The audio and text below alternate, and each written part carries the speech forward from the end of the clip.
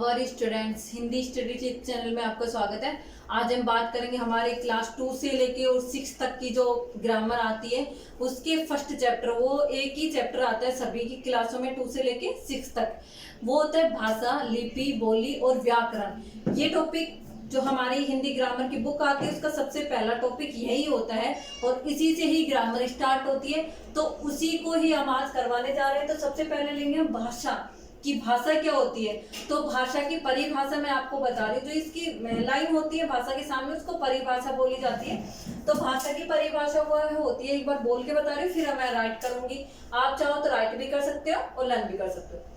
तो भाषा की परिभाषा ये होती है कि भाषा वह साधन है जिसके द्वारा हम अपने भाव बोलकर या लिखकर किसी को समझाते हैं। दूसरे को, किसी को मतलब हमारे सामने जो भी होता है, जैसे क्लास में स्टूडेंट और टीचर होता है तो टीचर बोलता है, स्टूडेंट समझते हैं, तो टीचर लिखता है, स्टूडेंट उसको राइट करते हैं, समझते हैं, वही सब भाषा में आते हैं। तो मैंने इसमें बोला है कि भाषा वह साधन है जिसके द्वारा हम अपने भाव या विचार यानी कि जो अपने अंदर की जो आवाज होती है, जो अपने भाव होते हैं वो दूसरों के सामने प्रकट करते हैं। तो दो प्रकार से प्रकट करते हैं, एक तो बोलकर और एक लिखकर। और जो उसको कैच करता है, जो उसको देखता है, तो वो जब हम बोल रहे हैं तो सुनता है और लिख रहे हैं तो वो देखता है, पढ़ रहा होता है। ठीक है, तो उसी से ही रिलेटेड है। तो भाषा में मैंने बताया आपको, भाषा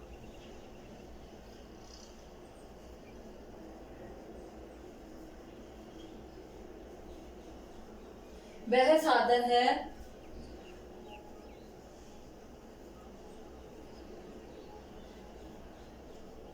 जिसके द्वारा हम अपने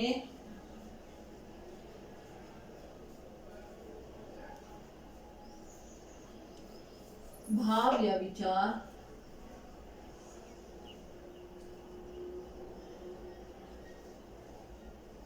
बोलकर और लिखकर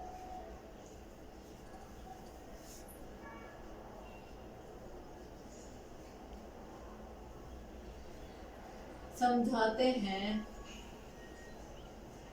और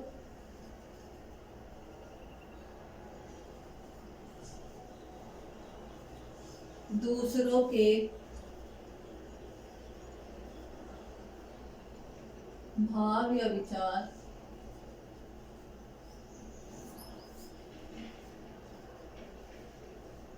सुनकर और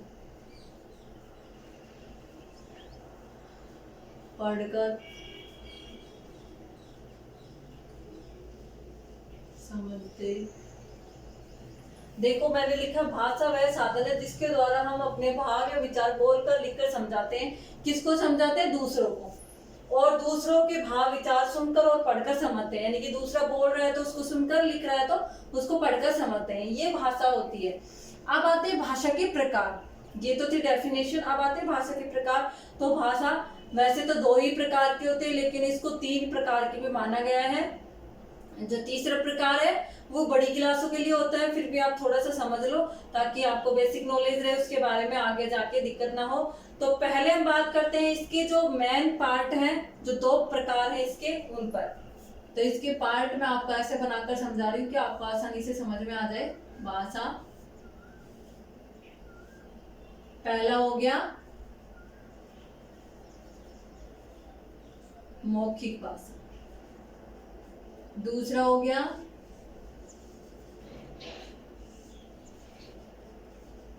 लिखित भाषा और थर्ड हो गया इसका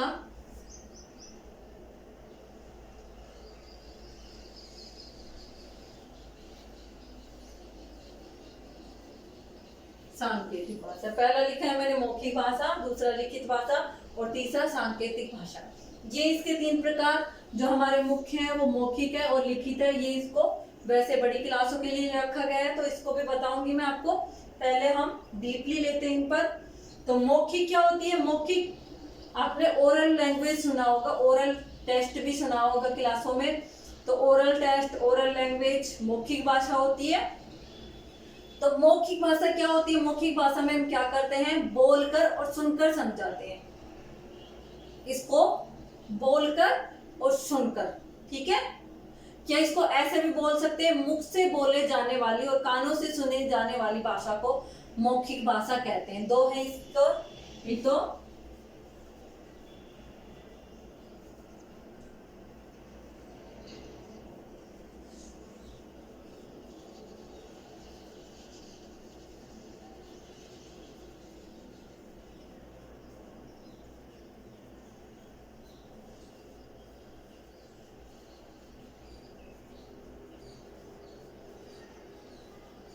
मौखिक भाषा क्या है, मुख से बोले जाने वाली और कानों से सुनी जाने वाली।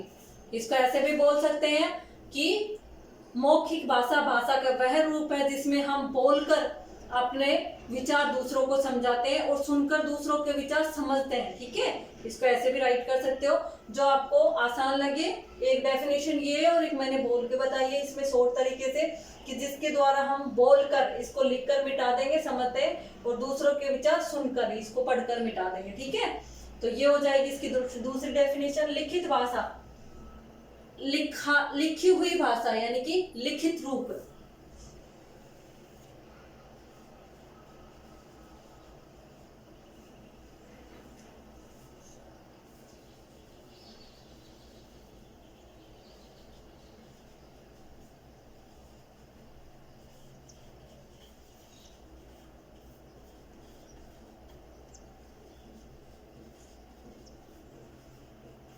भाषा का लिखित रूप लिखित भाषा कहलाती है, या फिर ऐसे भी बोल सकते हैं कि भाषा का वह रूप जिसमें हम लिखकर दूसरों को समझाते हैं और उनके पढ़कर दूसरों के भाव समझते हैं, वो लिखित भाषा कहलाती है। अलग अलग डेफिनेशन बता रही हूँ, ये शॉर्ट में है और जो मैं बता रही हूँ वो लॉन्ग है, तो आप ये शॉर्ट वाले भी कर सकते हो, दिक्कत नहीं होगी।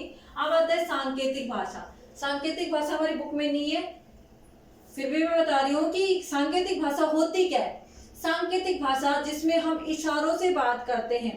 देखो आपने एरो देखा होगा, ऐसे ऐसे ऐसे, ये सब सांकेतिक सिंबल्स जो होते हैं जो हमें रास्ता बताते हैं, या कोई वैसे हम इशारा करते हैं, आई कांटेक्ट करते हैं, अपने लिप से कुछ इशारा करते हैं, तो ये सब इशारे होते हैं वो सांकेतिक भाषा के अंदर आते हैं, यानी इशारों वाली भाषा।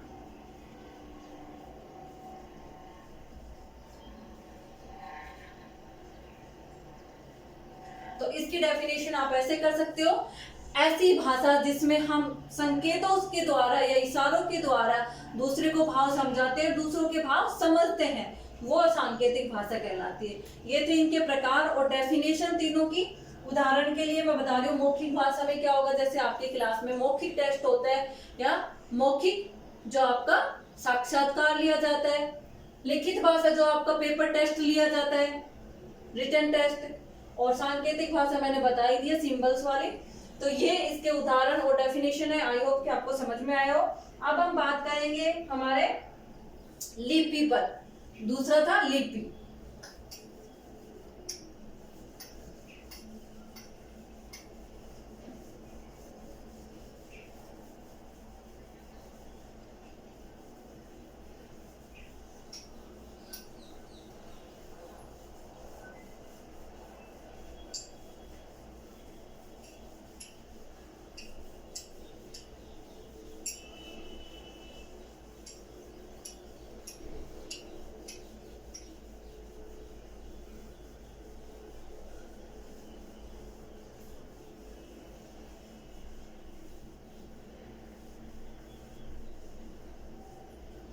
लिपि क्या होती है? लिपि होती है जो भाषा की जो ध्वनि होती है, अभी हम भाषा पर बात कर रहे थे, भाषा की जो ध्वनि होती है उनका लिखित रूप, यानी कि जो चीजें हम लिखते हैं उसी को ही लिपि कहते हैं। तो लिपि की डेफिनेशन लिख रही हूं मैं।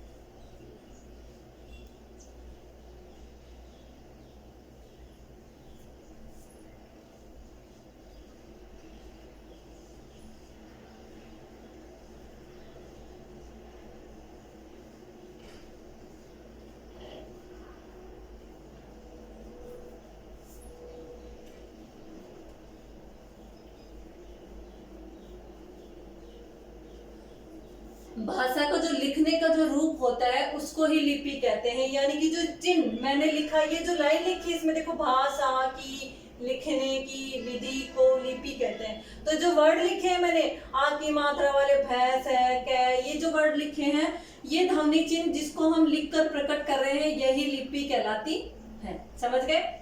अब अलग अलग भाषाओं की अलग अलग लिपि होती है, उसके बारे में बता रही हूँ मैं। भाषा और लिपि कुछ नाम बता रही हूँ।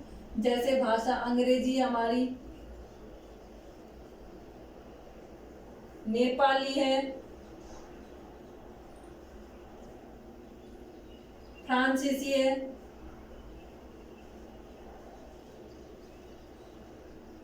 जापानी है, हिंदी है,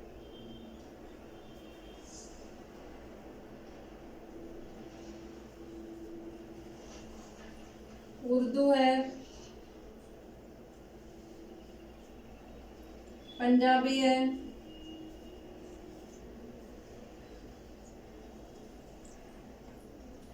और क्या आती है, चीनी। यानी ये कुछ भाषाओं के नाम लिखे हैं। अब मैं इनकी लिपि बता रही हूँ। जो अंग्रेजी भाषा होती है उसकी लिपि होती है रोमन, नेपाली की होती है देवनागरी,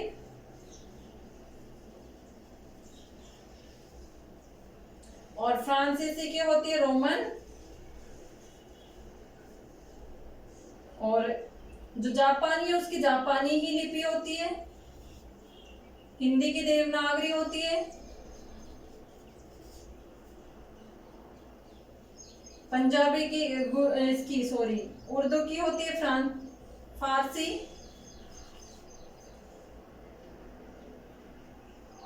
फारसी में यहाँ पे बिंदी आएगी, और पंजाबी की होती है गुरुमुखी, और चिन्नी की आती है चिन्नी ही। ऐसे ही संस्कृत भाषा हमारी होती है। संस्कृत की भी तो देवनागरी लिपि आती है। ये कुछ भाषा और लिपि मैंने बताई है। इनकी जो ये जो भाषा है वो उनकी लिपि है, यानी कि ये भाषा कौन सी लिपि से बनी है, कौन से ध्वनि चिन्हों से बनी है। ध्वनि चिन्हों के जो लिखने की विधि होती है उसको हम लिपि कहते हैं। तो जो ध्वनि चिन्ह है उनका जो लिखित रूप है, तो ये इनके नाम रखे गए कि कौन सी भाषा कौन सी लिपि से आई है। ये था लिपि के बारे में। अब हम बात करेंगे बोली के बारे में।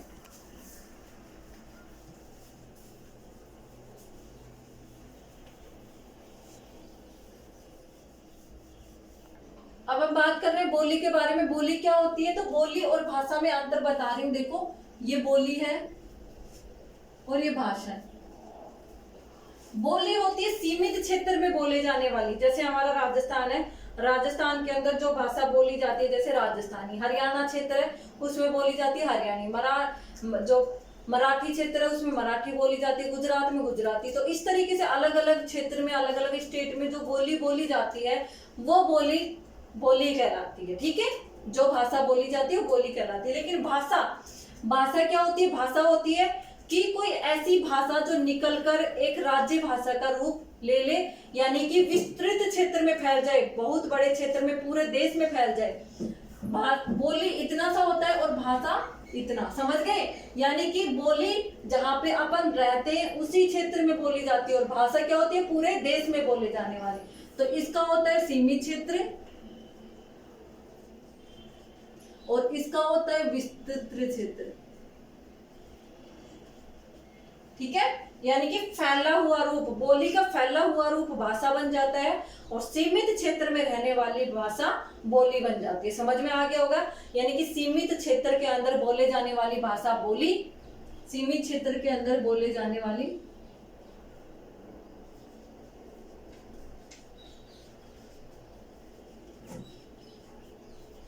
बोली, और पूरे देश के अंदर बोलने जाने वाली भाषा।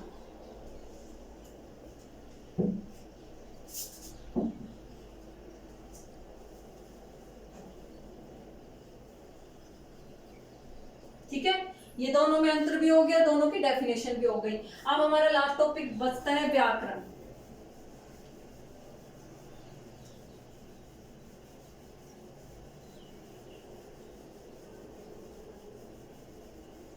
व्याकरण की डेफिनेशन बता रही हूं। व्याकरण होता है जिससे हम शुद्धता सीखते हैं, हिंदी को शुद्ध पढ़ना, शुद्ध लिखना, शुद्ध बोलना, ये व्याकरण से सीखते हैं। तो व्याकरण की डेफिनेशन यही है कि जो भाषा में शुद्धता आती है, जो भाषा में शुद्धता आती है लिखने में, बोलने में, सीखने में, ये सारी व्याकरण के अंतर्गत आती है। तो व्याकरण की डेफिनेशन आप इस तरीके से लिख सकते हो, भाषा का शुद्ध रूप व्याकरण कहलाता है।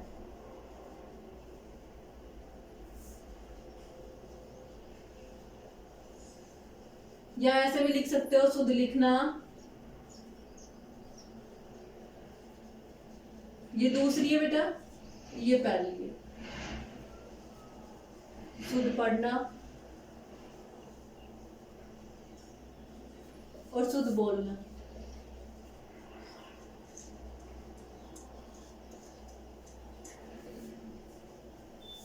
शुद्ध बोलना, शुद्ध पढ़ना, शुद्ध लिखना व्याकरण कहलाता है।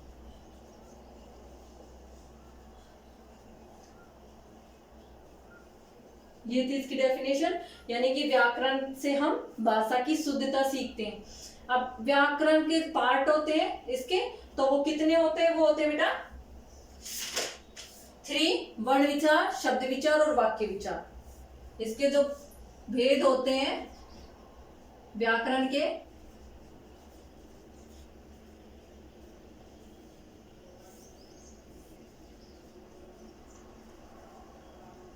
वर्ण विचार, शब्द विचार और वाक्य विचार। ये जो वर्ण होते हैं वो ध्वनि की सबसे छोटी इकाई होती है। ये 2 या 2 से अधिक मिलकर शब्द बनाते हैं और ये 2 या 2 से अधिक मिलकर वाक्य बनाते हैं। इनके बारे में जो पूरी जानकारी है वो नेक्स्ट वीडियो में। आई होप कि आपको ये वीडियो पसंद आया तो इसको ज्यादा से ज्यादा लाइक एंड शेयर करें, और जो स्टूडेंट इस वीडियो को पहली बार देख रहे हैं वो इस चैनल को सब्सक्राइब जरूर करें। Thank you, have a nice day.